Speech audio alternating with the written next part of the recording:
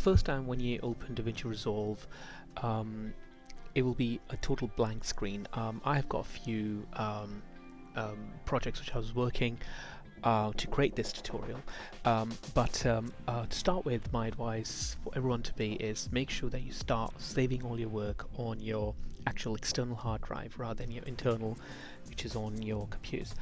Firstly, we're going to create a new database, and you say create, and I'm going to just name my database, let's say NM 2019 DaVinci Resolve, there we go, Resolve. So, and I'm going to just simply get it on my desktop or on my hard drive. I'm going to say cancel now, but I've already created a database, so make sure you do create a database, and it's all about the XMLs as well. I will be taking you through during the lecture why creating a database and why it's important, but at this stage just simply just follow the instructions. Just make sure that you create a database. I'm going to just say cancel that because I've done it already. Once you've got your database sorted, I can just simply go to new projects, and I'm going to say NM DaVinci Resolve 2019, nearly said 18, excuse me, and if I say create, and as soon as I say create, if I just click on the media pool here, there's nothing there. Now on your source files, on your OneDrive, you'll see the link on the actual Moodle area. You just simply need to import the primary color correction folder, which is, if I just want to create a new bin is kind of creating a new folder itself. So if I just say, come right down here, if I just do a right click, add bin, and I'm going to just say primary corrections.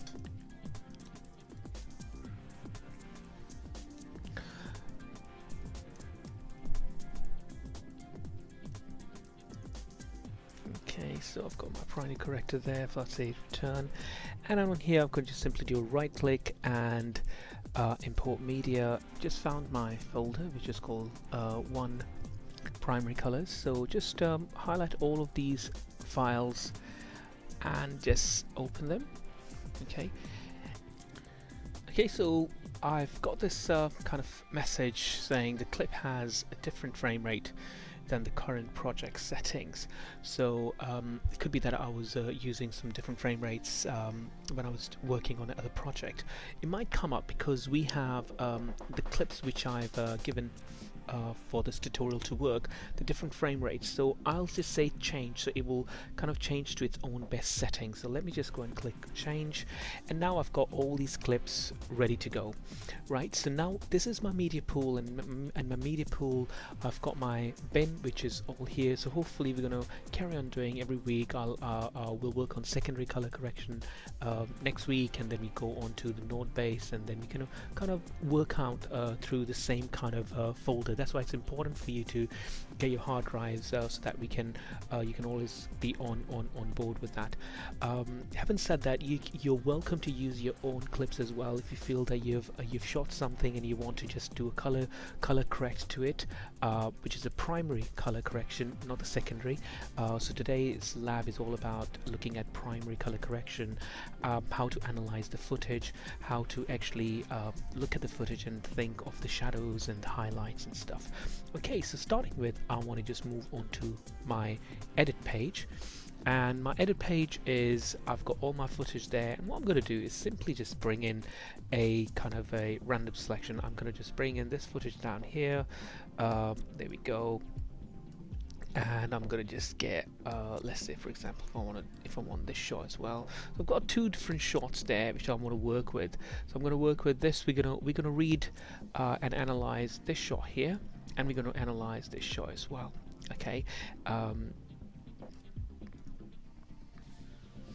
and I'm going to just add this shot as well. This is quite a drained out shot as well, and you can see that I've got the audio there as well, and that's a cool example. If I were to just quickly show you on the actual Fairlight there, I've got the audio right there, and you can see there's timing, there's no audio here, audio comes in. So it's really a thorough package where it just gives you dead on where the audios are. Okay, so roughly I'm happy with my edit. Of course, a professional editor would go in to start analyzing the footage, but really we're here to really learn the color panel. So once I'm happy with my little edit, I'll simply switch to color panel, and I'm going to take you through this. And throughout this few weeks, we're going to just really be working on these panels. We're going to look at the wheel rings. We're going to look at the primary bars, analyzing the footage itself, looking at the blacks and the whites. Okay, so once we're in the color space, what we can do is simply go on the workspace and go to reset UI layout. Now you can see a lot of layouts there. You got your primary layout, media, edit, color, fairlights. You can obviously skip from here as well, or you can simply click from one side to another side as well. But here I want you all to just go and reset the UI layout, so that means we're all on the same page. If you are using a laptop, if you have uploaded, a lot of the icons will be shrinked, but they're all going to be there. So hopefully we're going to be all on the same page when we're doing this tutorial now. Right, so on the dead center, we got the playhead, and this is where most of our editing, most of our viewing would be. So that's why it's always advisable to have your secondary monitor, so you can always check. But for this exercise, for this course, we've got only one monitor, and hopefully that monitor is calibrated, so we can get pretty much true colors throughout these tutorials. Now that's my playhead, and that's the node tree here. So for example, if I create a node here, so let me just delete this node first of all. Let me just double click on it and then backspace, so that's deleted. So I'm going to create a new node, do a right click, add node, corrector, and if I just move my node straight away near to the line, the plus sign comes up. That means it's ready to connect. Or if you are creating a node, if I just press a backspace to delete these, I can simply go and connect from one point to another point, and that's my endpoint there. So you have primary node here, and then you can start doing your secondary and primary gradings throughout the whole kind of course. So we'll go in more depth in that. So with the node tree, we organize our any particular grade.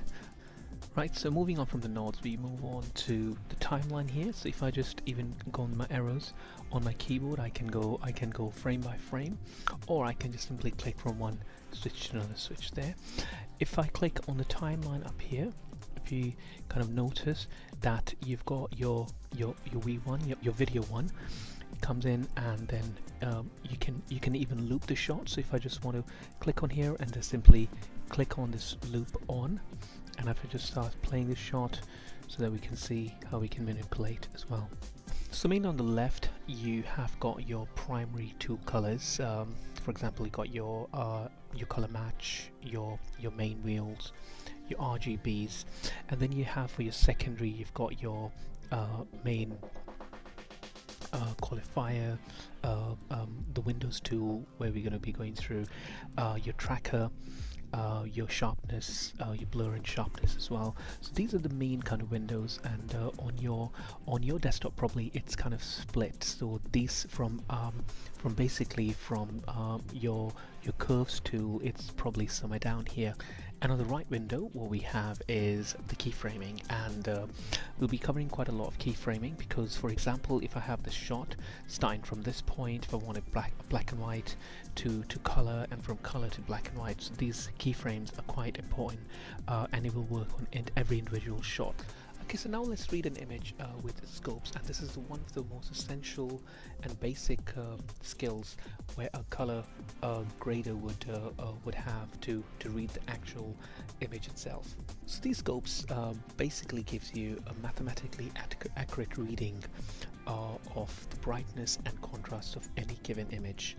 So for example, if I want to go on this image there, it will actually give me a solid image. So let me start with going on, just simply clicking on this point here, because we're not going to work on nodes today. I will be touching on that, but let me just simply click on this point there where it expands the actual footage there. Let me just go right into that. And at the moment I'm on the keyframe. Just make sure you click on this point here, the scopes. Okay, and what we're looking at, if I just go and click on the parade monitor, just go on the actual waveform, and here I can just simply start looking at my waveform. And what I would like you to do is just simply, if I click on here and just go on rather than on the RGB, I would like you to just go on the grayscale, which is the black and white, because you can go individually as well to look at your simple RGB kind of waveforms. But let me just go on white cell so that we can just kind of look at that. I can kind of highlight, I can kind of make it more brighter. It's really up to you how you want to experiment with that. So let me just bring this kind of the actual lines as well, where we can make that nicely. And if I move that up, never ever judge an image by just simply looking at it, because our human eye can be mistaken all the time. Because the more you look at the image, the more you will start liking the image. So it's always good to just reflect back and use the scopes. And it's highly recommended that whenever you are, especially as a color grader, as a post-productionist, you have to have a clear understanding of scopes. And also remember that even if you're not using a professional monitor, even the monitors which we have in at MMU are quite professionally highly calibrated monitors. But if you're using a normal monitor as well at home, these scopes won't change. So it's always good to just really understand how to read an image. So for example, you've got your zeros and you got your 1023, where if I just remind you, in Photoshop is zeros and 100, and here it just steps a little bit further, which is more like a film terminology rather than a still image.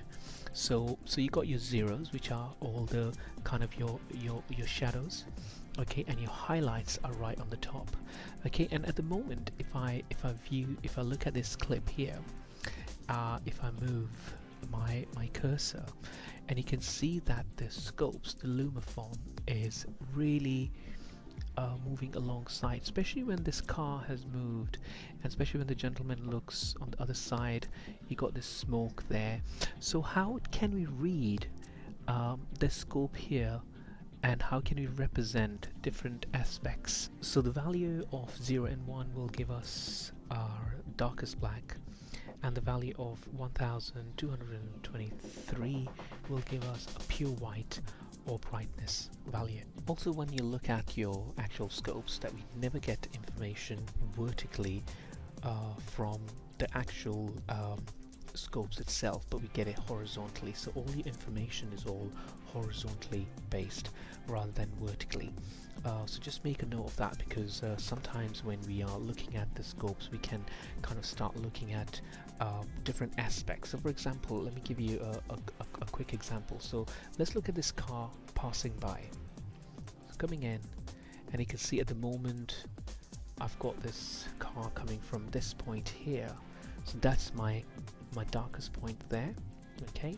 So watch very carefully what happens to this form. Comes right down. So if I just move in, see that it's moved, and now let's get the darkest part there, okay. So looking at this car there, what do you think? Where is the tire on this? So that's kind of the darkest part there, that's the shadow there, and you've got the darkest part there. So I believe that that's your tire, okay. So coming from this point, and that's your kind of shadow there. So if I just kind of keep going, again I can see that I've got another tire there, and that will simply pass by, okay. And this is how you kind of start reading the shadows and the dark parts of an image. Okay, now let's take a look at the highest reading, which is the contrast reading. So if I just go somewhere down here, okay, and that's our highest reading up here. Now it's basically really touching 768 and working on what the highest reading would be. This is basically the sky here, okay, and then you've got this little gap here. This gap is this gentleman's head, okay, and just right down here, if you can see, and that's where you got your if I just move this right down, you can see that if I just kind of, as soon as the gentleman moves his head, and that's where you see that there's a gap between that two. So that's from this point to that point, and then if you move on, and that's my highest point there, that's the cloud comes in, and we are happy with that. And this is how you kind of start reading your highest points here. Okay, so if I just move this back with my mouse, and if I just kind of bring this back and say fit, there we go. I'm going to just simply go on my lift tool and just simply lift my blacks first. So just bring it down. There we go.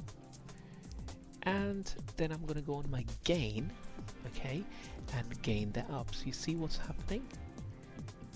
I just want to touch that. It's kind of, I can still see that there's some bits and pieces. There we go. So that's probably the smoke comes in, my highest point. See that? The smoke is still moving. So somewhere down here, if I just kind of start moving my gain point, and pretty much happy. I don't want to crush this down, so that I'm going to start, I don't want to lose information. So as soon as I start doing that, you kind of start losing information. So let's bring it down a little bit down, and there we go. So that's my first point of reference, where I can clearly see that now all my blacks and my highlights are nicely balanced out. And then let's go to the gamma part, and I can just kind of bring that slightly in a bit so you can see it's not washed out. See, at the moment it was somewhere down here. I can now bring this down, this cursor, and then bring the wheel down a little bit so that it doesn't look all washed out. So there we go. So that's my first part of my color correction. So now I would like to get you to go back on your actual timeline. So let's go back on your timeline, and if you can just have a think about working on these two shots and see where can you adjust your shadows and your highlights. So for example, if I start you with this car here, so let's analyze this shot. So let me just go and open up. So if I can just expand my shot to just see, right? So if you can see from this scope here, how can you analyze this scope? So where are my shadows lying here? So I can clearly see that this is this part here, that's my shadow there, and then obviously my tire comes in. And just remember that, because this is a good example as well. If you ever given an image for color grading and it's got blacks as well, you know, you got your blacks on the top and the bottom, that represents somewhere down there. See that? So it's got some space there. So you see it's purely cut from this point and purely cut from that point as well. But that shouldn't be an issue, because as long as you understand how to read a scope. So from this point is your highlights, sorry, your shadows, that's the tire there. Okay, we come in, and this point there, it's got a huge gap from this point to that point. So that's from here to here. Okay, and then you've got your tire again, which is kind of starts from this point here. That's my highlights, my shadows, and then you can see your highlights comes down here. That's your round shape. Okay, and my highest point is somewhere down here, which I believe it's somewhere down that point. Okay, so that's my main gain point. So if let me just bring up the gain a little bit. Excuse me. So if I just bring up the gain slightly here, and then I'm going to lift up my actual shadows. So just bring this down a bit. There you go. Okay. So if I again press on my Control D, so that was, see that how the shadows are related now. There we go, and I can just adjust my little gamma just to give it a bit more kind of depthiness. Is the more I bring down, that it gives you kind of more like a kind of a look as well. There you go. So that's